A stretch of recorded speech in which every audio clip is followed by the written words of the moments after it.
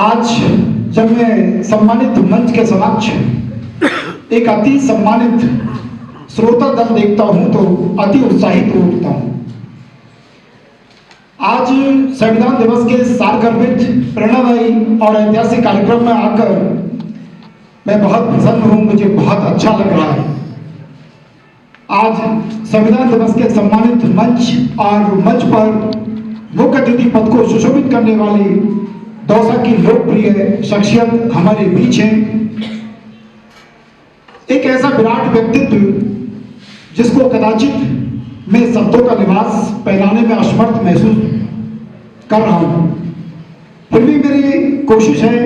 आदरणीय मनोहर लाल जी गुप्ता साहब बहुत ही गंभीर, बहुत ही ऊर्जावान और सामाजिक विकास के लिए सदैव तत्पर रहने वाली शख्सियत, और आपको खुशी होगी कि आपकी दौसा की मिट्टी का तिलक राजस्थान के ललाट पर लगाया और राजस्थान की सरकार ने आपको अभी अभी एक महीना पूर्व एक बहुत ही सम्मानित पद पर विभूषित किया है।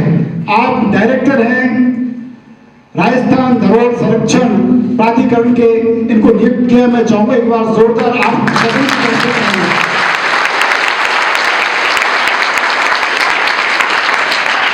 साथियों की एक विशेषता और एक पद और बता रहा हूं। वैसे तो पदों की जो मोती है, जो माला है, लगभग आप 15-20 पदों पर आसीन हैं, लेकिन सेवा के क्षेत्र में पूरे विश्व में यदि मैं बात करूं तो लॉयंस क्लब के या इससे बड़ी कोई संस्था ऐसी नहीं जो विश्व में सेवा के क्षेत्र में जानी जाती हो।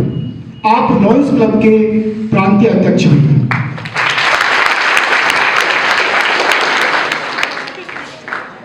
और आज के इस कार्यक्रम को एक बहुत ही सुंदर, आकर्षित और नैना अभिराम दृश्य प्रदान करने वाली शख्सियत जो कि हमारे जिला युवा खेल अधिकारी दौसा आदरणीय राकेश जी आलोरिया साहब को एक बार चाहूंगा आप तालियों से स्वागत करें। मैं आपको धन्यवाद ज्ञापन करना चाहता हूं कि मुझे बहुत कार्यक्रमों जाने का अवसर मिलता है, लेकिन संविधान दिवस एक इतना प्रेरणादायी कार्यक्रम है कि इसमें आकर मैं बहुत ही उत्साहित हूँ। और डॉक्टर विजय कुमार जी शर्मा साहब यहाँ हैं, मेरे पुराने साथी हैं। आप अंदाजा लगा सकते हैं कि जिसके नाम के आगे विजय हो तो उनकी सामर्थ्य और शख्सियत क्या होगी। आप माँ साल के पीछे हैं। मेरी छोटी बहन नारी शक्ति के रूप में इस मंच और कार्यक्रम की शोभा बढ़ा रही। मेरे समक्ष हमारे प्रखर वक्ता के रूप में डॉक्टर राजेंद्र जी गुर्जर साहब यहाँ उपस्थित हैं। आज मैं आपको इस सदन को आश्वस्त करता हूँ, राजेंद्र जी को सुनना अपने आप में एक गौरव की बात है, एक अनुभव की बात है। आप युवा हैं और जब इनको सुनेंगे तो आप यहाँ से एक जीवन मंत्र लेकर जाएंगे। मैं मानता हूँ कि आप एक रिक्त पात्र की तरह यहाँ बैठे रहेंगे तो आप में इतना ज्ञान जाने वाला है कि वो ज्ञान सदैव आपके जीवन के राहों को रोशन करती रहेगी। और मेरे बहुत ही प्रिय साथी अशोक जी जो इस कार्यक्रम का मंच संचालन कर रहे हैं, और ये तो बीना पानी के एक सजीव पुत्र हैं। मैं चाहूंगा इनके लिए जोरदार ताली बजाएं। और सबसे अनमोल मोतियों से भी महंगे मेरे बेटा और बेटियों, मैं 4 पंक्तियों से सबसे पहले संविधान को नमन कर लेता हूं, आपकी अनुमति हो तो। अनुमति है? आप ऐसे ही सजग रहना, मैं पता नहीं कब कौन से काम की बात बोल जाऊं। एक एक शब्द पर ध्यान देना है आपको, आगे से पीछे तक। आज मैं चाहता हूं कि कोई श्रेष्ठ काम हो जाए। आज मैं चाहता हूं कि कोई श्रेष्ठ काम हो जाए, मेरी हर धड़कन देश के ही नाम हो जाए। सर उठे तो सामने तिरंगा हो और सर झुके तो इस संविधान को प्रणाम हो जाए।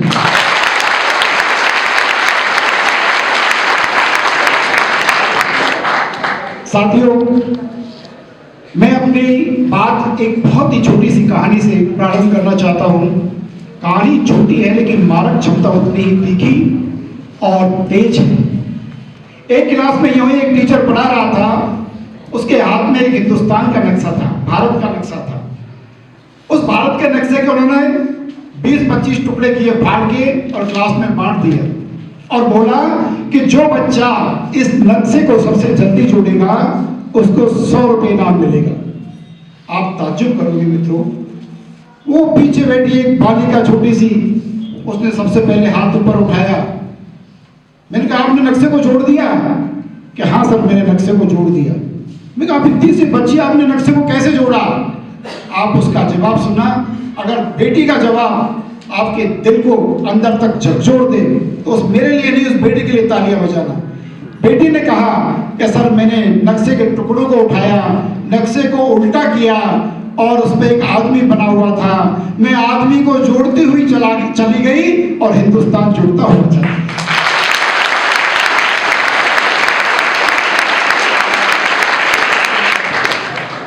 इस प्रसंग में ये कहानी इसलिए भी जरूरी थी कि ये कहानी संविधान को परिभाषित करती है। मित्रों, आप युवा साथी हैं, संविधान को कैसे परिभाषित करती है? आप देखें, बेटी ने जोड़ने का काम किया। किसको जोड़ा? आदमियों को। और संविधान भी यही कहता है। संविधान क्या कहता है हमारा? कि हमें जीने की स्वतंत्रता हो, हमारे समान अधिकार हो, हमारे समान रूप से कर्तव्य हो। तभी तो आपको एक ऐसा संविधान मिला जो 6 माह तक कोमल उंगलियां और उंगलियों में लिपटी हुई कलम, वो लेखनी जब यात्रा की तब एक संविधान मिला। अच्छा, एक प्रश्न मैं आपसे पूछता हूं मित्रों, संविधान मूल रूप में पेन से लिखा गया था। जैसे आप कॉपी पेनों में होमवर्क करते हैं ना, वो किसने लिखा?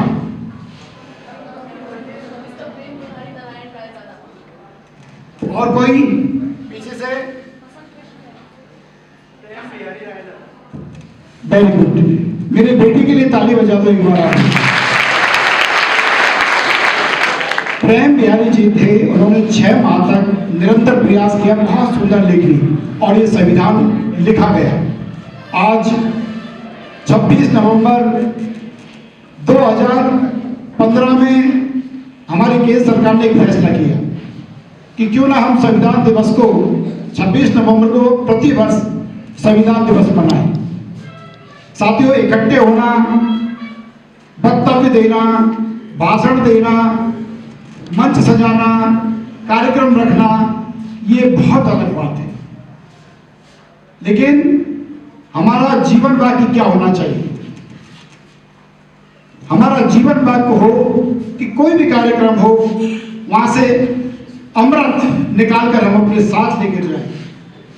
तो आज निश्चित रूप से ये सकारात्मक कार्यक्रम से एक अमृत निकलने वाला है। अमृत होगा विचारों का, अमृत होगा सिद्धांतों का, अमृत होगा समानता का, अमृत होगा लोकतांत्रिक, अमृत होगा। हम जाएं और घर पर जाकर अपने बूढ़ी जो दादी है उनको बताएं, दादाजी को बताएं, अम्मा को बताएं, और आपसे जो छोटे बच्चे हैं उनको बताएं कि आज हम कार्यक्रम में क्यों गए थे और कार्यक्रम से क्या लेकर आए। यहां से सुनना और यहां से निकालना, ऐसा कदापि नहीं होना चाहिए। क्योंकि मैं तो ये कहता हूं, जब विश्वास अपनी पराकाष्ठा पर होता है तो ये कहता हूं कि आज वही जिंदा है जिसकी आस और प्यास जिंदा है। सांस लेने का नाम जिंदगी नहीं, जिंदा वही है जिसका विश्वास जिंदा है। तो आप लोग विश्वास कि वो प्रतिनिधि हो, वो प्रतिबिंब हो। आज देश की आशाएं किसकी तरफ है? संविधान किसकी तरफ देख रहा है? आप लोगों की तरफ देख रहा है। संविधान क्या कहता है? हमारी बेटियों से कहता है कि आप समानता के साथ घर में जीना सीखो, समाज में जीना सीखो, अपने अधिकारों के लिए संघर्ष करना सीखो। आज बहुत पीड़ा के साथ मैं कह रहा हूं इस मंच के माध्यम से, किसी श्रद्धा के अगर 36 टुकड़े हो जाते हों तो एक नारी को स्वतंत्रता कहाँ है? उसको जीने का अधिकार कहाँ मिला? जब हम धर्मनिरपेक्षता की बात करते हैं तो क्या समाज में सभी धर्मों को समान स्थान आज तक मिल पाया है? बहुत सारे चिंतन की परिकल्पनाएं उड़ती हुई नजर आएंगी। हर परिकल्पना में डूब जाने का मन करता है। कितनी सारी संभावनाएं हैं। जब हम योग्यता की बात करते हैं तो हम ये कहते हैं कोई भी योग्य आदमी हो, कितना ही बड़ा योग्य आदमी हो, लेकिन योग्य बनने से पहले वो आदमी निश्चित रूप से अयोग्य रहा होगा। सफलता एक दिन में नहीं मिलती, किंतु अगर अनवरत रूप से आप प्रयास करते रहे तो एक दिन जरूर मिलती है। तब मैं कहता हूं मेहनत कभी बेकार नहीं जाती है। डॉक्टर साहब बैठे हुए राजेंद्र जी, कि पानी में नहाने से सिर्फ लिबास बदलते हैं। ध्यान देना तो रहने आपको अंदर तक झकझोर देंगे। आपके दिल पर यदि ठक से लगे तो मुझे बताना कि पानी में नहाने से सिर्फ लिबास बदलते हैं, मगर पसीने में नहाने से इतिहास बदलते हैं।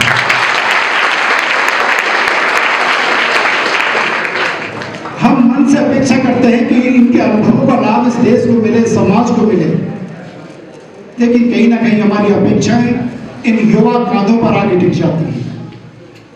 समाज आपकी तरफ देखता है कि हमारे समाज में किस प्रकार के संस्कारों की आवश्यकता है, हमारी संस्कृति हमें क्या सिखाना चाहती है। आज संस्कारों की बात करते हैं तो फिर मेरी निगाहें बेटियों की तरफ उठती है। जिस आंगन में, जिस परिवार में, जिस समाज में नारी, मां और बेटी का सम्मान होता है, वह समाज कालजयी होता है, संस्कारवान होता है और वो संस्कृति अमर होती है।